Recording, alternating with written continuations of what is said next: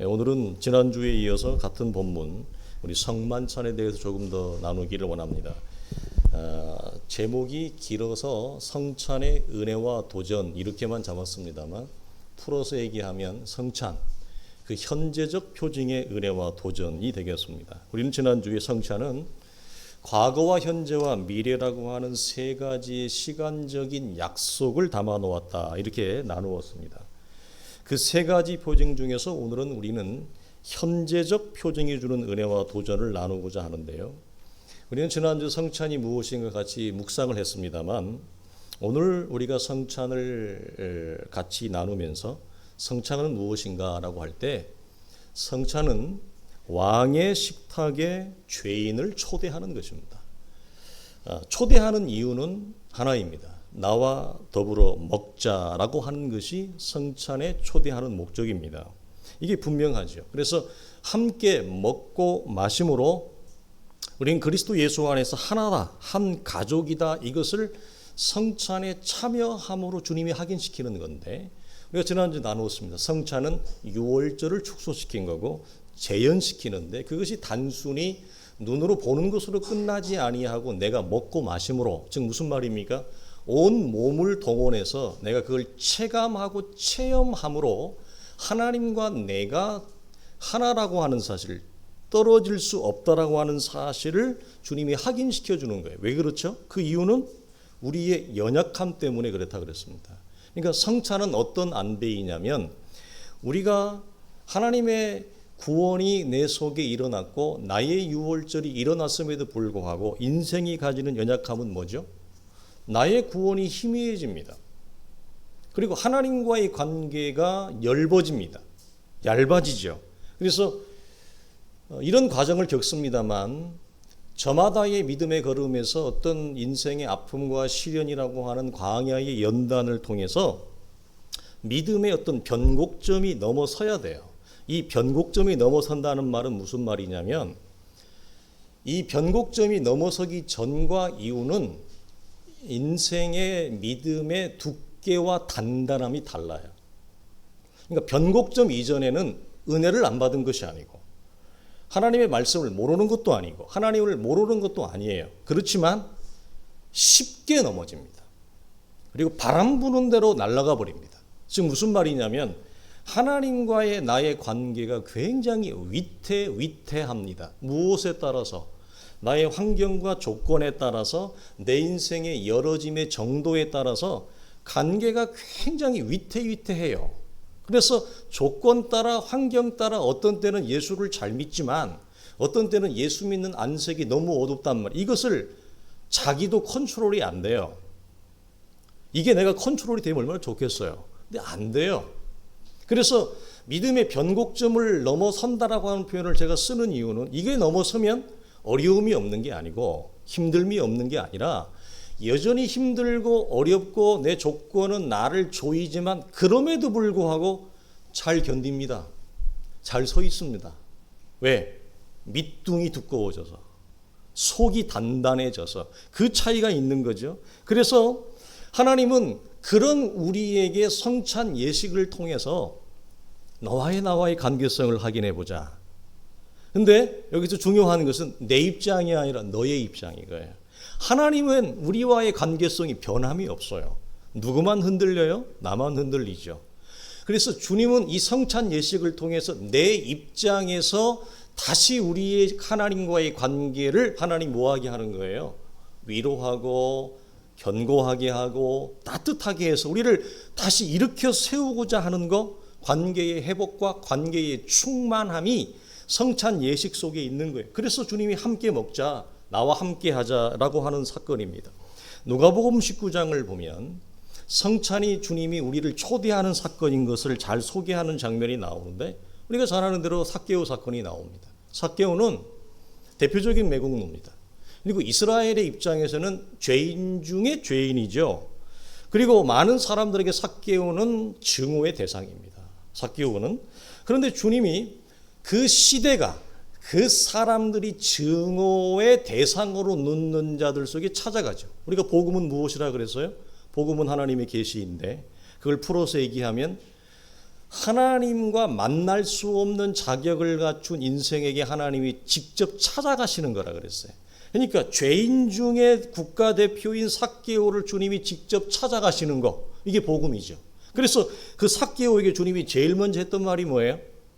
삭개오야, 내가 오늘 네 집에 묵고 싶다, 이거예요. 그래서 나를 초대하지 않겠느냐, 이 말이었습니다. 아무도 삭개오를 가까이 하지 않습니다. 증오의 인물이죠. 그런 자에게 주님이 찾아가, 삭개오야, 내가 오늘 너의 집에 머물고 싶다. 무슨 말이에요? 유대인들은 외부 손님이 오면 반드시 뭘 차려요?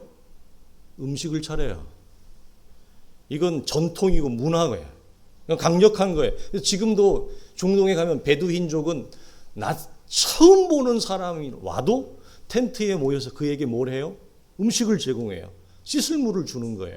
그래서 이 삭개오에게 나를 초대하지 않겠느냐고 하는 것은 무엇 하자는 거예요? 함께 먹자. 있을 수가 없는 노릇이에요. 왜?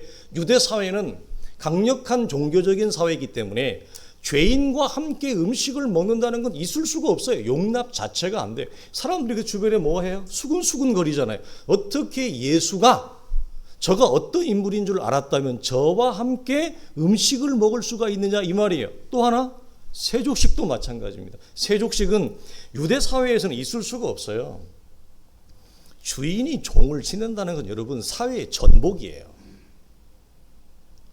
종이 주인의 발을 씻겨야지 주인이 종의 발을 씻는다, 씻긴다, 있을 수가 없단 말이에요. 그러니까 세족식과 성찬은 근본적으로 무엇을 내포하고 있느냐면 그분과 함께 할 수 없는 나, 그분과 함께 음식을 먹을 자격이 없는 우리에게 하나님의 한량없는 자비와 은총이 나에게 찾아오셔서 그분과 우리가 한 식탁을 마주하게 되어지는, 그래서 우리가 구약을 보면 다윗이 그 절름발이를, 사울의 마지막 그 아들 절름발이를 왕의 식탁에 초대해서 음식을 같이 풍성하게 먹고 마시는 것, 그게 뭐죠? 성찬 예식인데, 그것은 자격이 있어 우리가 그 자리에 참여할 수 있는 것이 아니라 하나님의 값없는 죄인을 향한 은혜와 사랑의 베품이고 안배라고 하는 사실입니다. 그래서 주님은 의도적으로 삭개오를 초대를 하시는 거예요. 이 차원에서 구원은 뭡니까? 하나님의 초청을 우리가 응하는 것입니다. 이 차원에서 구원은 하나님의 자비한 사랑을 우리가 어떻게 하는 거예요? 받아들이는 거, 영접하는 것입니다. 그렇다면 성찬 안에서의 여러분 구체적으로 영접의 행위는 무엇입니까? 성찬 안에서 그것은 먹고 마시는 것입니다. 그래서 먹고 마시는 것은 굉장한 상징성을 가져요. 굉장히 실제적이에요. 왜? 먹을 때 사람은 그 무엇보다도 가장 강한 체험에 이를 수 있기 때문에 그렇습니다. 그래서 왕의 초청을 거절하지 않고 온 몸으로 내가 씹어서 먹고 마심으로, 그래서 이 차원에서 우리 지난 나눴 약식으로 조금 돼서 씹기도 전에 녹아서 내려가는 것보다는 조금 넉넉하게 뜯어서, 성경적으로 더 뜯어서 좀 오래 씹어서 먹는 것이 더 성경적으로는 의미가 더 있다고 볼 수 있습니다. 그래서 고린도전서 10장에서 이렇게 얘기하죠. 우리가 축복하는 바, 축복의 잔은 그리스도의 피에 참여함이 아니며 우리가 떼는 떡은 그리스도의 몸에 참여함이 아니냐. 떡이 하나요 많은 우리가 한 몸이니 이는 우리가 다 한 떡 안에서 참여함이라, 이 말이 있어요. 그러니까 성찬 예식에 참여하면서 그리스도와 나는 나의 무엇에도 불구하고, 부족과 결핍에도 불구하고 그분과 나의 관계는 변함이 없다. 그리고 나의 흔들리는 관계성을 주님이 이렇게 세우고자 함이고 그분과 나는 하나다라고 하는 참, 이것이 무엇으로 연결이 되어져요? 그리스도 예수 안에서 한 지체로 부름받은 공동체 안에 모든 하나님의 사람들, 예수 믿는 우리들은 다 하나다. 이것을 그래서 한 떡을 먹고 마심으로 우리가 하나인 줄 알지 못하느냐. 이거 굉장히 중요한 거예요. 이런 차원에서. 그러므로 성찬은 누가 진정한 하나님의 자녀인가를 말해주는 거예요. 이런 거죠. 탕자의 형이 진정한 하나님의 자녀의 기준으로 성경은 제시하지는 않고, 율법적 기준을 철저히 지켜서 높은 점수를 받는 사람만이 성찬 예식에 참여할 수 있는가? 성경은 오히려 성찬의 근원적인 의미를 보면 자격 없는 자에게 베푸는 거예요. 사실은. 그러니까 저도 오랫동안 그래서 참 이 성경 본문을 보는 게 중요한 것 같습니다. 제가 제 입으로 얘기하면서도 그렇습니다. 그러니까 저도 오랫동안 교리적인 접근과 교리적인 이해를 먼저 가졌던 사람이기 때문에 저는 성찬 예식에 참여하는 자격 조건을 철저히 세례를 받지 않은 사람은 참여할 자격이 없다고 저는 솔직히 그거에 되게 강하게 마침표를 찍은 사람이에요. 여러분도 알다시피 아직 우리 아들도 우리 딸도 입교를 안 했습니다. 세례를 안 줬다는 얘기예요. 예. 왜 그러느냐? 저는 사역을 하면서 세례가 너무 쉽게 주어지는 것에 대한 부작용을 너무 많이 봤기 때문에, 그리고 분명한 신앙 고백이 이루어지지 않은 자들 속에 세례가 주어지면 교회에서의 모든 어떤 직분이나 성찬 예식이나 리더나 중직자로 나아가는데 가장 중요한 관문이 뭐냐면 당신은 세례를 받았습니까? 이 말이거든요. 세례가 없으면 집사도 못 받고, 세례가 없으면 성가대도 못하고, 세례가 없으면 아무것도 못합니다. 심지어 기독교 서클 안에 있는 회사, 직장, 학교도 세례받지 않은 사람은 안 받습니다. 그러니까 세례는 굉장히 중요해요. 예수 믿는 우리들에게 중요한 표식이란 말이에요. 그런데 이 세례가 이처럼 중요하지만 분명한 신앙 고백이 주어지지 않은 자들에게 세례가 너무 쉽게 주어지면서 그들이 분명한 하나님과의 관계성이 없는데 교회에 중직을 나중에 맡게 됐을 때 그거에서 오는 뒷감당이 너무 안 되는 거예요. 그 후폭풍이 너무 큰 거예요. 하나님의 교회를 혼란케 하고 하나님의 교회를 어지럽히고 넘어뜨리는 것이 너무 파괴적인 거예요. 왜? 자기가 만난 하나님이 없어서. 그래서 더 많은 권한과 책임을 가져야 되는 중직자의 자리에 올라가서 하나님의 교회를 파괴하는 거예요. 이걸 제가 보면서 제가 속에서 이 불이 올라오지 않았겠어요? 젊었을 때는 더. 그래서 나는 무슨 일이 있어도 세례는 쉽게 주지 않는다. 주어서도 안 된다. 이것은 그리스도의 몸을 분별하지 못하고 먹고 마시는 것이 아니겠느냐. 이런 괴로움이 많았어요. 그래서 제 자녀들도 아직도 안 주지 않습니까? 기다리는 거죠. 그러나 이 말씀을 준비하면서 보니까 그것이 틀린 것은 아니지만 우리가 좀 생각을 넓게 해야 되겠다. 좀 더 폭을 좀 우리가 좀 크게 품어야 되겠다 이거예요. 누가 성찬에 참여할 수 있는가? 꼭 높은 율법적 점수를 받은 사람인가? 아니다. 주님의 영접을, 주님의 환대를 받는 사람이에요.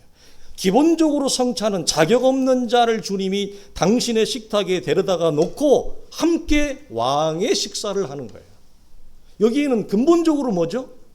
우리가 조건이 돼서 이 잔치에 참여할 수 없다라고 하는 사실이 깔려 있어요. 그렇다면 이 깊은 자비와 관대한 마음의 포용이 우리가 성찬 예식에도 있어야 돼. 우리 교회도 저는 그래서 세례를 받지 않았지만 그 마음의 갈급함, 그 마음에 하나님을 알고자 하는 열망, 그리고 성찬 예식에 참여하고자 하는 순전한 마음이 있다면 저는 참여해도 된다고 봐요.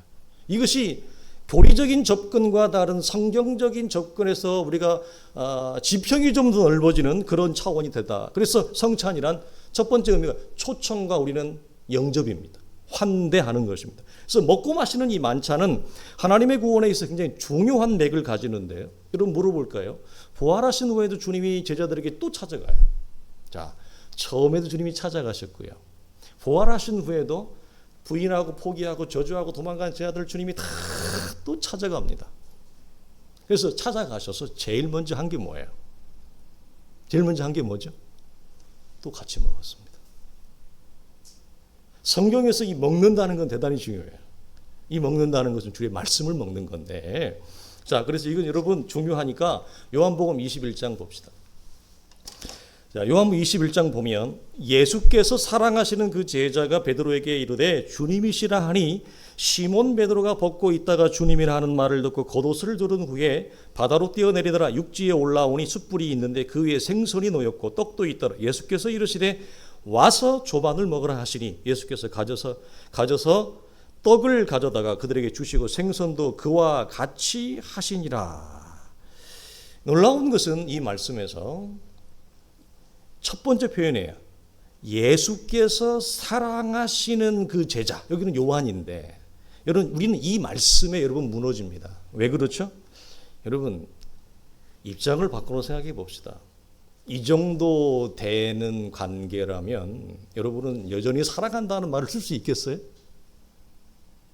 도망가고 부인하고 포기하고. 예수 그리스도에 대해서 이들이 어떻게 되어 있습니까? 십자가 밑에서 한낱 이름 없는, 성경에 기록되지 아니하는 이름 없는 불특정 다수의 마리아 한 일개 여인의 신앙보다도 못한 수없이 많은 걸쭉한 12 제자들을 여러분 또 찾아가서 주님은 여전히 쓰는 단어가 있어요. 그게 뭐죠? 사랑하시는 그 제자라는 말. 여러분은 사랑할 수 있습니까? 나에게 이렇게 대접을 했는데, 나를 이렇게 홀대했는데, 우리는 이 말씀 앞에 여러분 무너지고, 이건 제자가 아니고 어떻게 보면 원수 아닙니까? 그러나 다시 찾아가셔서 그들과 주님이 뭐 해요? 한술 더 뜨는 거예요. 여러분은 원수와 밥을 먹을 수 있으세요? 나를 부인하고 저주하는 사람하고 여러분 같이 밥을 먹을 수 있어요? 주님은 다시 밥을 먹습니다. 만찬을 합니다. 이것은 단순히 내가 살아났다는 것을 증거하기 위한 차원이 아니에요.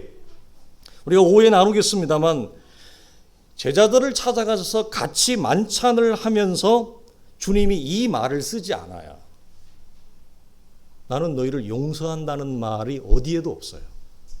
그런데 주님은 제자들을 용서하셨어요. 어떻게? 여전히 그들과 함께 음식을 만찬을 먹고 마심으로 주님이 확인시키는 건 뭐죠? 얘들아, 너희의 포기, 너희의 실수, 너희의 저주에도 불구하고 나는 여전히 너를 사랑한다. 여전히 너와 나의 관계는 하나이다. 우리가 떼어질 수가 없는 관계다. 그런데 주님이 왜 이걸 먹게 해요? 주님의 마음이 아니라 제자들의 그 상실한 마음, 제자들의 그 무너진 마음에 주님이 나를 향한 사랑이 변함이 없다고 하는 사실을 뭐 하는 거예요? 일으켜 세워주는 거예요. 확인시켜주는 거예요. 그러니까 우리가 성찬 예식에 참여할 때 내가 하나님 앞에 부끄럽게 살아온 거, 내가 하나님 앞에 건전하게 살지 못했다고 하는 것이 지나치게 찔림이 되는 것보다는 그럼에도 불구하고 이를 악물고 이 성찬 예식을 떡을 먹고 마심으로 내가 하나님 앞에 더 영적으로 강건하게 회복되어지고 일어나는 것이 더 중요해. 이 차원에서 더 복된 것입니다. 왜 먹으라고 하냐고요? 관계를 회복하라고. 그래서 하나님의 사람 엘리야도 뭐라고 그래요? 까마귀를 통해서 먹이잖아요. 그럼 먹인 다음에 뭐 했어요? 하나님이 내가 내게 주는 마지막 인생의 미션이 있다. 그 미션을 내려가서 호렙산에서 내려가서 그 일을 행하라. 이거 아닙니까? 오늘 본문도 마찬가지예요. 그들에게 주님이 이 떡을 먹고 마심으로 베드로에게 주었던, 제자들에게 주었던 마지막 미션이 뭐예요? 내가 너를 먹이는 것처럼 너는 내려가서 또 다른 양을 뭐하라? 먹이라. 내가 너를 먹인 것처럼 너도 가서 다른 사람들을 이제 먹이는 자가 되라. 다른 사람들을 양을 치는 자가 되라. 무슨 말이에요? 우리가 계속해서 요즘 설교에 졸기차게 나오는 것이 뭐죠? 복음은 나 하나의 세계, 나 하나의 좁은 집 담장 울타리에 머물 수 없다. 복음은 나라는 존재와 세계와 담장을 넘어서서 나 하나 먹는 것으로 끝나는 것이 아니라 주님이 말씀하신 것처럼 너는 또 다른 내 양을 먹이라. 여기까지 복음은 뭐죠? 넘어가는 거예요. 복음은 이렇게 이러면 이렇게 세우는 것입니다. 그러니까 성찬도 궁극적인 목적이 어디 있느냐면 사람을 일으켜 세우는 것에 있어요. 연약한 자를 일으켜 세우는 거예요. 흔들리고 있는 자를 일으켜 세우는 거예요. 죄 가운데 지금 넘어있는 자를 일으켜 세우는 것이 성찬의 궁극적인 목적이라면 우리의 연약함, 죄와 허물과 부족에도 불구하고 이런 의도를 가지고 이런 안배를 우리가 충분히 받아들일 수 있다라고 하는 것입니다. 그래서 주와 함께 음식을 먹는 것은 제자들의 실패와 수치를 용서하신 하나님의 사랑을 확인시켜주는 거예요. 그래서 여러분 사도행전에 보게 되어지면 훗날 사도들이 되게 뭘 자랑합니다. 뭘 자랑할까요? 복음을 전하면서 막 자랑해요. 그 중에 하나가 뭔지 아세요? 우리는 부활하신 주님과 함께 밥을 먹은 자야. 밥 먹은 걸 자랑해요. 이것은 아무에게나 주는 것이 아니다. 구별되고 부름을 받은 특별한 하나님의 사도들에게 우리에게 허락한 하나님의 특권이었다. 그래서 주와 함께 밥을 먹은 사실을 이들은 자신들이 사도로 부름을 받은 자의 강력한 증거로 여러분 제시를 하고 있다고 하는 사실이에요. 이것이 여러분 성찬을 통해 베푸시는 하나님의 은혜라고 하는 사실입니다. 여러분, 그래서 제자들은 이 성찬 예식을 참여하고 부활의 주님과 함께한 이후에는 달라져요. 어떻게 달라져요? 그들이 다시 사도의 길을 걷게 됩니다. 그들은 포기했습니다. 그들은 다 버리고 도망갔습니다. 그래서 우리 지난주에 나누었듯이 예수님을 이 정도 따라다녔는데, 이 정도 경험했는데, 이 정도 기적과 은혜를 체험했는데, 이런 말씀을 들었는데 그들이 다시 어디로 가요? 원래 자기의 본 모습으로 돌아가요. 무서워요, 안 무서워요? 그만큼 무서워요. 하나님의 은혜와 말씀이 들어왔지만 내가 하나님을 알기 이전에 살아왔던 나를 지배하고 나를 다스렸던 그 세계와 그 질서와 자리로 다시 돌아가잖아요, 제자들이.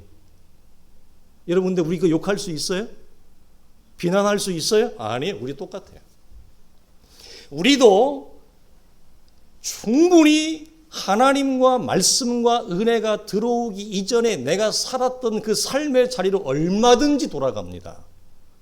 이것이 인간입니다. 이것이 사람입니다. 그러나 이 만찬, 부활 후에 만찬을 경험하고 난 다음에 저희들은 이제는 정말 바뀝니다.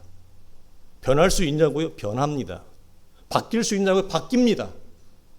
그래서 그들은 어떻게 되죠? 이제는 고난을 피하지 않습니다. 감옥을 들어가는 되는 상황이라면 감옥을 기꺼이 들어갑니다. 감옥 속에서 찬양을 하고 기도를 합니다. 옥문이 열리죠. 고난을 온몸으로 겪어냅니다. 받아낼지언정 이전과 같이 주님을 부인하고 버리고 포기하고 도망가는 일은 없습니다. 이것이 믿음의 변곡점을 넘어서는 것입니다. 제자들 속에서 놀라운 사실이죠. 여러분, 이 말씀 하나 볼게요. 고린도서 11장에 보면 사람이 자기를 살피고 그 후에야 이 떡을 먹고 이 잔을 마실지니 주의 몸을 분별하지 못하고 먹고 마시는 자는 자기의 죄를 먹고 마시는 것이니라. 우리가 이 말씀 우리가 쉽게 아는 말씀이에요. 우리가 나눈 성찬의 말씀과 이 고린도전서 11장에 있는 말씀을 연결하면 이런 것이 됩니다. 사도는 고린도 교회에 대해 이 성찬의 예식에 대하여 내가 너희를 칭찬할 수 없다. 대어놓고 직설적으로 얘기를 해요. 그 이유는 성찬의 의미와 은혜를 망각한 채 너희는 성찬을 먹고 마셨다. 즉 무슨 말이냐? 결론적으로 너희는 주님의 성찬을 훼손시켰다. 이 얘기를 합니다. 그럼 그 훼손시킨 이유가 뭐냐? 뭐죠? 우리가 아는 상식을 동원하면 초대교회 가운데 그 당시에는 계층이 있었기 때문에 귀족계층, 상류층이 있었고 노동을 해야 먹고 사는 종과 하류층이 있었습니다. 그런데 고린도 교회 같은 경우는 중개무역으로 많은 돈을 번 사람들이 부유한 자들이 있었어요. 그러나 그렇지 못한 자들도 어느 시대나 있지 않습니까? 그런데 교회 안에 고린도 교회 안에 부유한 자들은 이 시대에는 자기가 먹을 것을 가져왔던 시대이기 때문에 돈이 있는 분들이 떡과 포도주를 가져오는데 퀄리티가 좋은 걸 가져오는 거예요. 경제력이 있으니까. 그런데 형편이 어려우신 분들은 구약을 레위기에 보면 가난한 자들을 위한 제사의 등급이 다르잖아요. 가져오는 재물을 주님이 예배해 놓으셨잖아요. 그것처럼 떡과 포도주가 좋을 수가 없어요. 형편이 어려우니까. 그런데 더군다나 이 사람들은 밤늦게까지 일을 해야 되는 사람이에요. 하루 벌어서 하루를 먹고 살아야 된단 말이에요. 이 시대만 해도 하루에 한 끼, 두 끼 잘 못 먹어요. 거의 하루 한 끼 먹으면 다 잘 먹는 사람이 두 끼를 먹는 거예요. 우리는 지금은 살 빼려고 두 끼 먹는다 그러지만 이 시대는 먹을 게 없어서 잘 못 챙겨 먹는 시절이란 말이에요. 그러니까 귀족들이 돈 많은 사람들이 좋은 걸 가지고 와서 있는데 이 사람들이 늦게 오니까 어떻게 해요? 같이 먹기를 배고프니까 함께 하지 않는 것입니다. 그리고 그들이 가져온 성찬 음식은 나누지도 먹지도 않습니다. 왜? 질이 떨어지니까. 자기가 늘 평상시에 먹었던 음식 수준에 비해 질이 떨어지는 거예요. 안 먹는 거예요. 그리고 그들을 기다려주지도 않아요. 그래서 그들이 자기들이 먼저 가져온 좋은 거 다 먹어버리는데, 심지어 고린도전서를 보면 뭐라고? 언제까지 먹었다? 배가 터질 때까지. 배 터지게 먹는 거예요. 배불리 너희는 먹고 가난한 믿음의 지체들을 기다려주지도 않고 그들의 음식을 너희는 참여하지도 아니했느니라. 사도 바울은 이거에 대해 굉장히 여러분 화를 냅니다. 왜? 성찬은 무엇이니까? 초대하는 것이다. 자격 없는 자를 초대하는 것이다. 너희는 왜 너희 믿음의 다른 지체를 초대하지 않았느냐? 그리고 왜 기다려주지 않았느냐? 그리고 함께 먹음으로 무엇이 되는 것? 하나인 것. 우리는 그리스도 예수 안에서 높고 낮은 자가 없고 다 하나인데, 너희는 어찌하여 사회의 신분과 경제력인 그 크기를 가지고 교회 안에서 그들을 재단했느냐? 하층이라고. 왜 그들과 함께하지 않았나? 그래서 초대도 한 대도 하지 않았다. 하나도 이루지 않았다. 이것은 무엇이다? 주의 몸을 분별하지 못하고 먹고 마시는 것이다. 자기를 살피지 않고 먹고 마시는 것이 되어서 원래 성찬을 주고자 하는 하나님의 본래의 아름다운 안배 은혜를 너희는 훼손시킨 것이다. 그러므로 내가 너희를 칭찬할 수 없노라, 이 말씀을 하는 것입니다. 여러분, 그러므로 여러분 성찬을 우리가 참여하면서 우리가 항상 일깨워야 되는 것은 뭐죠?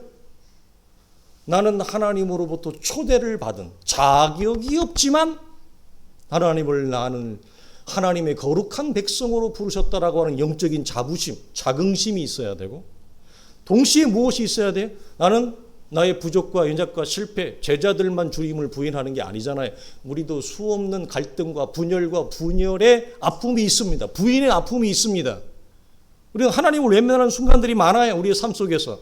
그럼에도 불구하고 여전히 우리에게 성찬 예식에 참여해서 먹음으로 우리의 죄를 용서하신 하나님의 사랑에 대한 확인이 있어야 돼요. 초청과 환대, 하나님의 용서와 사랑에 대한 영적인 자긍심, 자부심. 그러므로 나는 온전히 회복되어져서 하나님 내게 주신 그 내 인생의 믿음의 미션의 길을 걸어가는 것입니다. 마지막으로 여러분, 그렇다면 이 성찬의 현재적 표징이 주는 도전은 무엇인가? 이런 겁니다. 첫째로, 자격 없는 나를 하나님이 초대한 것처럼 이제는 어떻게 해야 돼? 이것이 무엇이 투사돼야 돼요? 나 또한 자격이 없지만 다른 믿음의 지체를 뭐 하는 거? 초대하는 거. 초청하는 이 삶으로 여러분 방향성이, 화살표가 나에게서 이웃에게로 방향성이 여러분 열어져야 되는 거예요. 바뀌어야 되는 거예요.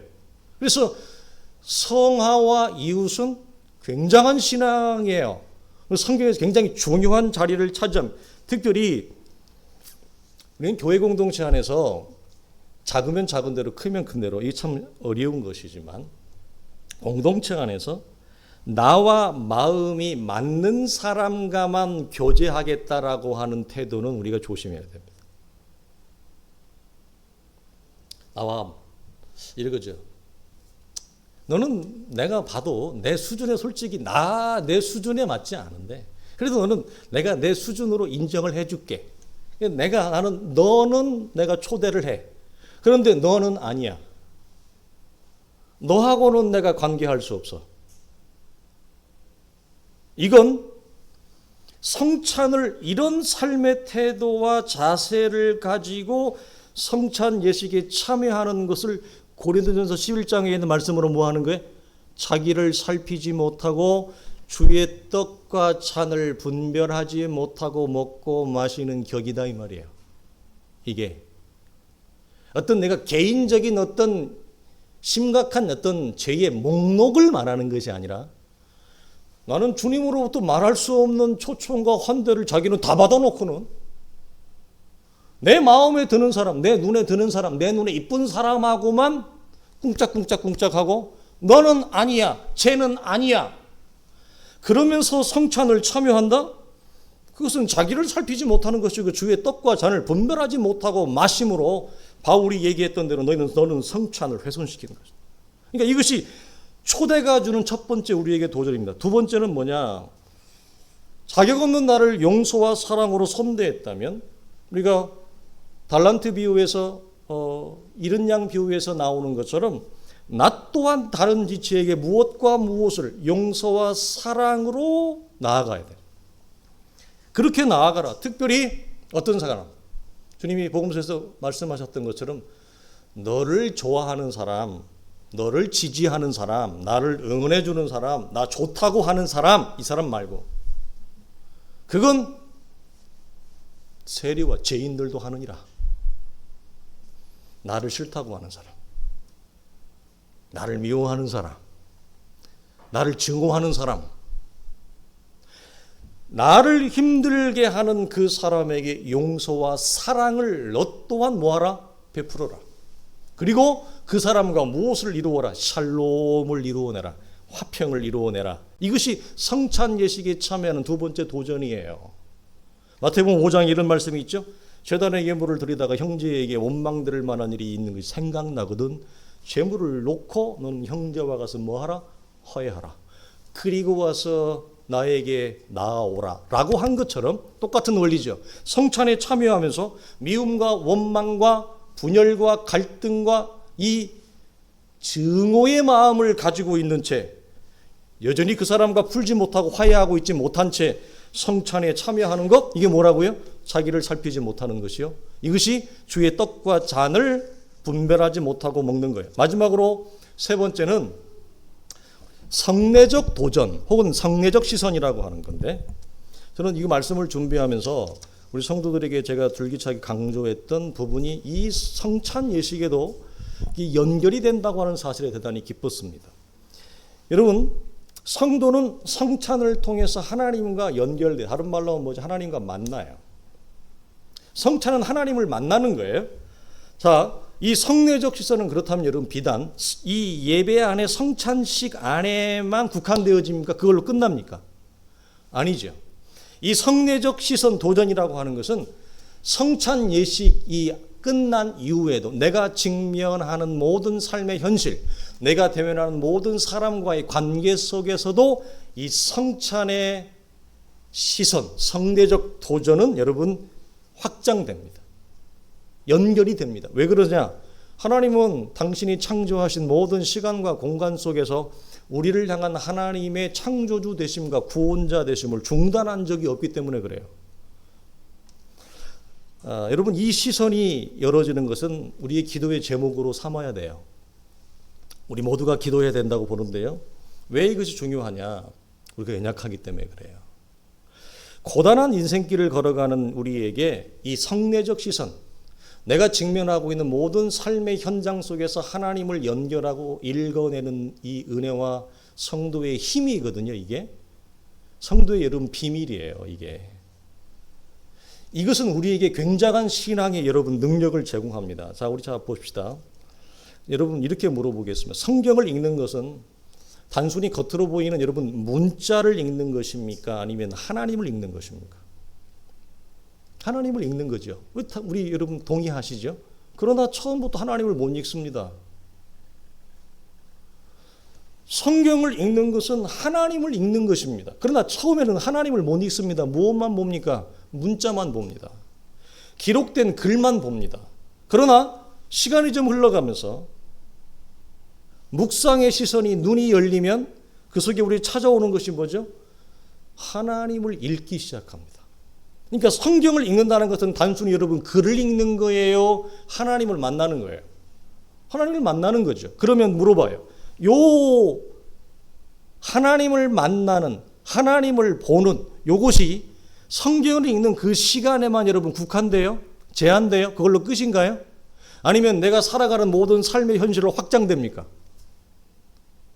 자, 뭐라고요? 첫 번째, 성찬이 하나님을 만나고 하나님과 내가 하나라고 하는 연결된 것이 열어지는 순간이라면 그것이 성찬 예식 기껏해야 15분, 20분 안에 국한되어져요? 아니면 내가 살아가는 모든 삶의 현실로 연결되고 확장돼야 돼요?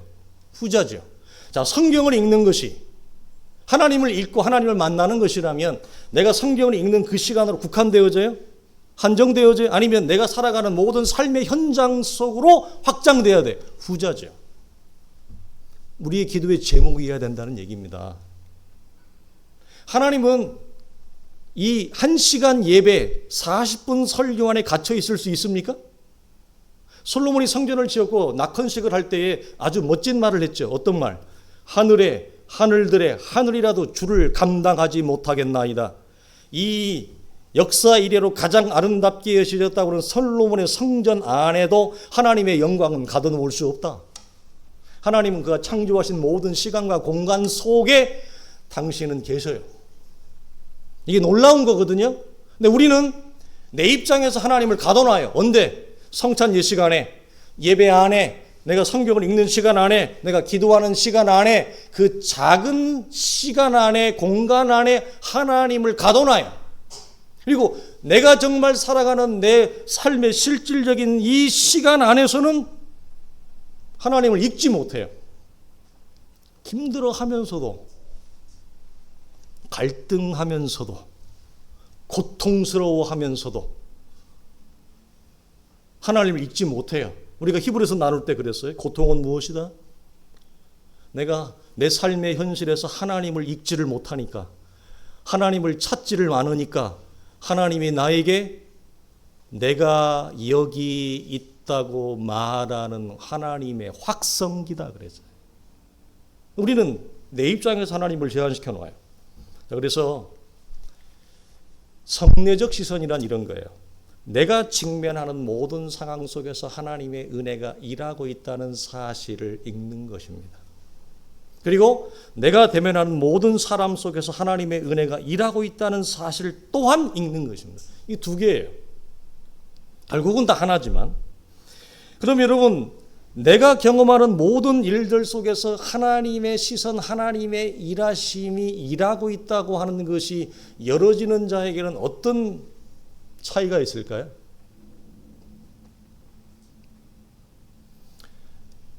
내 삶의 아픔 가운데 나의 삶 속으로 하나님의 은혜가 흘러 들어오는 축복이 있습니다.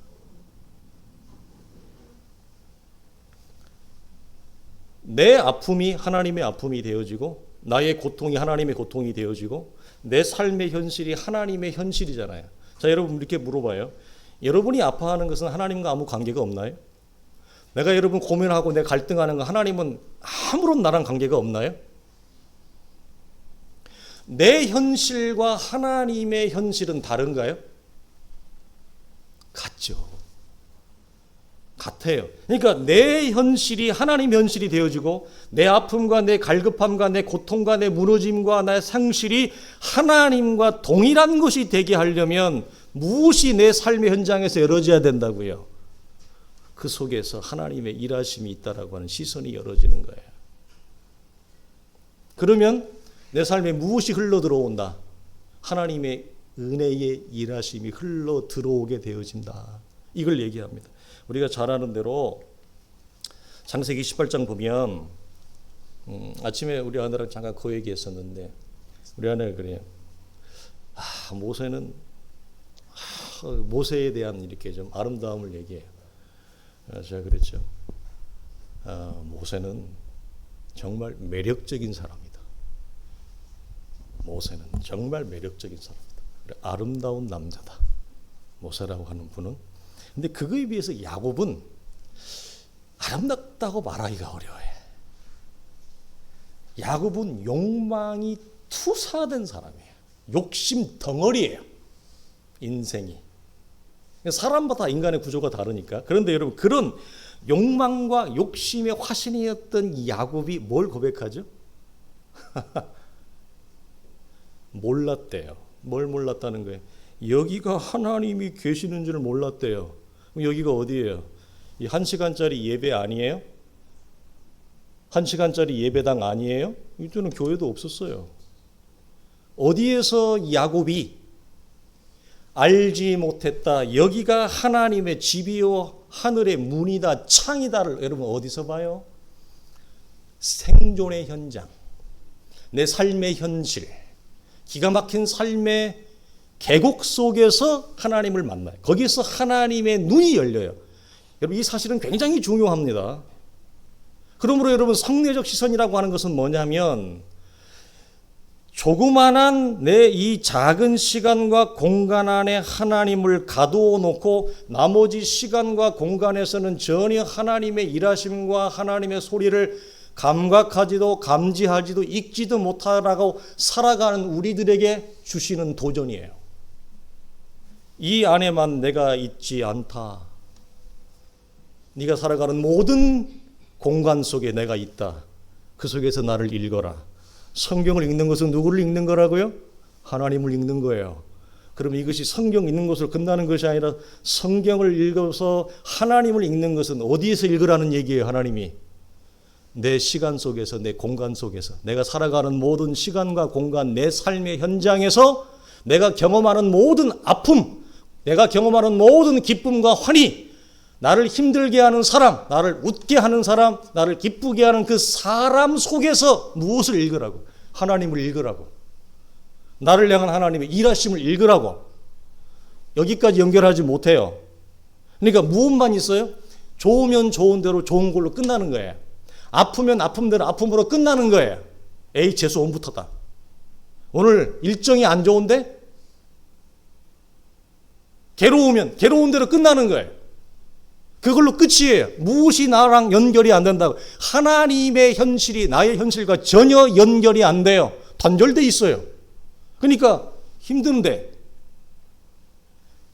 일어서지 못하는 거예요.